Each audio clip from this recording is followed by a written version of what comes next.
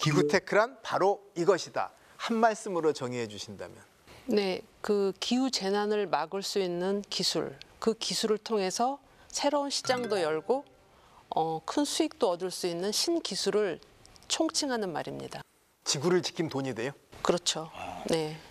그렇죠. 탄소 중립의 해결사다라고 말씀드릴 수 있습니다. 지금 탄소 중립 사회잖아요. 결국에는 탄소 중립을 하려면 기술이 필요한데 그것을 하는 것이 기후테크다라고 말씀드릴 수 있겠습니다. 자, 그러면 결국 말씀 듣고 보니까 이게 뭐 환경보호 같은 이런 착하게 살자가 아니고 유망한 사업이 된다는 얘기인데 돈이 얼마나 몰리고 있길래 이런 얘기를 해요? 기후테크를 이제 벤처캐피탈이나 사모펀드 입장에서 봤을 때는 작년에 한 90조가 몰렸다고 해요. 90조 원이요? 예. 그런데 그 재작년에 비해서 작년에 한 89%가 급성장했다고 합니다. 그런데 여기서 끝나는 게 아니고요. 전 세계 이제 탄소 중립을 위해서 필요한 돈이 있을 건데 그것을 이제 넷제로 파이낸싱 갭이라고 부르거든요. 그 돈이 1년에 5천에서 6천조 원이에요. 그래서 앞으로 더 많은 돈들이 기후테크로 몰릴 것이다 이렇게 생각합니다. 네, 그러면 세 개의 돈이 마구 몰리려면 두 개가 필요하잖아요. 돈이란 게 정말 큰 일이 났어야 난리가 났어야 되고 두 번째 그 난리에 돈이 돼야 되는데 먼저 난리가 난 건가요? 네, 엄청난 난리가 난 거죠. 지금 선진국도 예외 없이 그 폭염, 폭우, 산불, 또 가뭄 이런 것들 때문에 큰 재난이 일어나고 있는데 아시다시피 돈은 가장 보수적입니다. 네. 그래서 돈 될 곳에 투자를 하는데 기후 재난이 그 돈의 투자 회복성을 방해하기 때문에 기후 재난을 막는 것이 돈을 안전하게 지키는 일이다라는 그런 공감대가 있는 겁니다. 그 얘기할 때 제가 뭐 이렇게 찾아보면 대개 나오는 게 뭐 온도, 해수면 뭐 이런 얘기더라고요. 네네네네. 그래서 큰일 난다. 네. 좀 설명을 해주시죠. 지구가 뜨거워진 건데요. 뜨겁게 만든 이유는 산업시대 이후에 그 산업화를 통해서 화석 연료를 썼잖아요. 그럼 그 부산물로 탄소가 나와요. 네. 탄소의 특징은 뭐냐면은 한 번 배출되면 사라지지 않는 거예요. 지구를 둘러싸서 태양광이 들어왔는데 나가질 못하는 거예요. 온실 효과. 그렇죠. 그러니까 1도, 2도 자꾸 올라가는데 그게 이제 2도 이상 올라가면은 가속도가 붙어서 계속 4도, 5도 가면은 이제 멸종한다, 지구가. 인간이 멸종한다. 그런 예측 시나리오입니다. 초고층 건물 밀집 지역인 중국 상하이 루자주이에 큰 호수가 생겼습니다. 사람들로 활기가 넘치던 쿠바 하바나 플라자 지역은 물에 잠겨 자취를 찾을 수 없습니다. 호주 아들레이드 공항도 일부 시설만 남긴 채 활주로까지 물에 잠겨버렸습니다. 지구의 평균 기온이 3도 높아졌을 때를 가정한 가상사진입니다. 기후변화 연구단체 클라이밋 센트럴 연구팀이 각 도시 고도와 인구 자료를 이용해 분석한 결과인데 자료를 보면 이런 기준일 때 세계 50여 개 도시가 침수 피해를 보게 됩니다.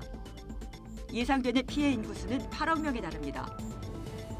연구팀은 특히 아시아 태평양 지역의 피해가 클 것으로 봤습니다. 이 중 가장 취약한 나라들로는 중국과 인도, 베트남을 꼽았습니다.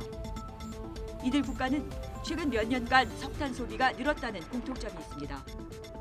현재 지구 온도는 산업화 이전 수준보다 섭씨 1.2도가 높습니다. 과학자들은 기후위기로 인한 최악의 피해를 막기 위해서는 이 숫자가 1.5도 이하로 유지돼야 한다고 강조합니다.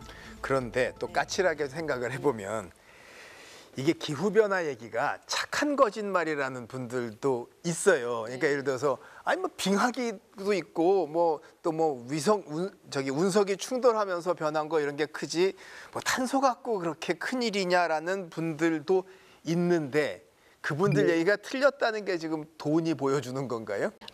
지금 그런 이제 음모설도 있고 설이 많았습니다. 그런데 1988년도에 세계 기상기구하고 유엔이 IPCC라고 기후변화에 관한 국가 간 패널을 조직을 해요. 네. 그래서 전 각 국가를 대표하는 과학자, 변호사, 외교관 이런 분들이 각 나라의 자료를 계속 수렴을 합니다.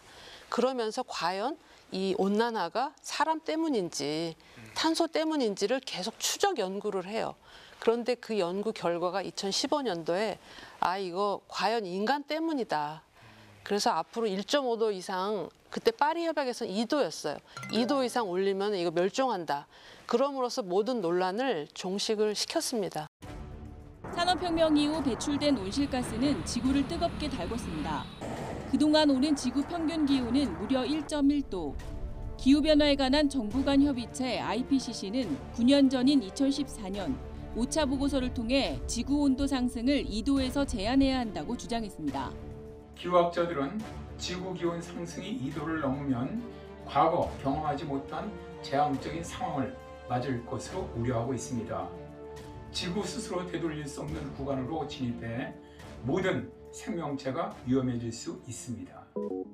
그런데 기후재앙을 막기 위한 마지노선과 겨우 0.9도밖에 남지 않은 겁니다.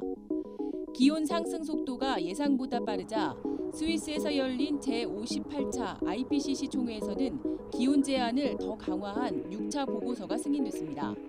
바로 1.5도의 경고입니다. Limiting warming to 1.5 degrees Celsius requires deep, rapid, and sustained reductions in greenhouse gas emissions. In all sectors, emissions will need to be cut by almost half by 2030 if we want a chance to stay at or below 1.5 degrees Celsius. 이를 막기 위한 구체적인 탄소 감축 목표치도 제시됐습니다. 2030년까지 2019년 기준 43%의 이산화탄소를 감축하고 2050년까지 탄소의 배출과 흡수량이 같은 탄소 중립이 실현돼야 한다는 겁니다. 특히 앞으로 10년간의 기후 행동이 지구의 미래를 위해 가장 중요하다는 의견도 제시됐습니다.